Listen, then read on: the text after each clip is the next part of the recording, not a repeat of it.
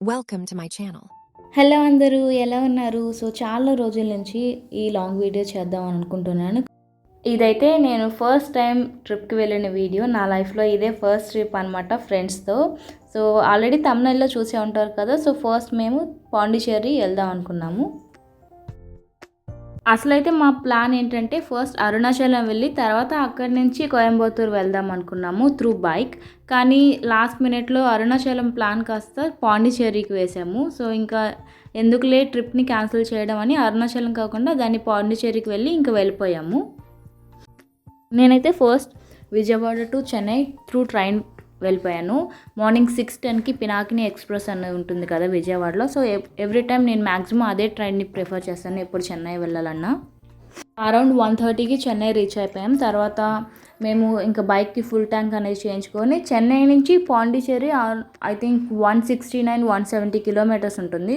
మేము ఏమనుకున్నాం అంటే అక్కడికి వెళ్ళి ఫ్రెష్ అయ్యి లంచ్ కూడా అక్కడికి వెళ్ళినాక చేసేద్దాం, ఈవినింగ్ అవ్వకముందు వెళ్ళిపోదాం అనుకున్నాం. నేను అనుకున్నట్లే అన్నీ జరగవు కదా. 1 అవర్కి ఒకసారి ఆగుతూ వెళ్ళాం మేమైతే. అంటే నేను నైట్ అంతా లాగిన్లో ఉన్నాను. మార్నింగ్ 4:30కి లాగౌట్ చేసి మళ్ళీ 2 అవర్స్లో రైల్వే స్టేషన్కి వెళ్ళి అక్కడి నుంచి ట్రైన్ తీసుకొని ట్రైన్లో కూడా అది పినాకిని ఎక్స్‌ప్రెస్‌లో సిట్టింగ్ ఉంటుంది కదా, అక్కడ 7 అవర్స్ కూర్చొని మళ్ళీ అక్కడి నుంచి బైక్ మీద కూర్చోవాలంటే ఎందుకో నాకు ఇంకా బాడీ అస్సలు సపోర్ట్ చేయలేదు. ఇంకా అందుకని ఆక్కుంటూ వెళ్ళాం. తీరా పాండిచ్చేరి అయితే రీచ్ అయిపోయాం. పాండిచ్చేరి అవుట్స్కర్ట్స్ ఎంటర్ అవ్వగానే వర్షం అప్పటి వరకు వర్షమే లేదు, చాలా ఫుల్గా వర్షం పడింది. ఆగుదామంటే అక్కడ షెల్టర్స్ లేవు, హోటల్స్ ఏమీ లేవు అనమాట. Full highway.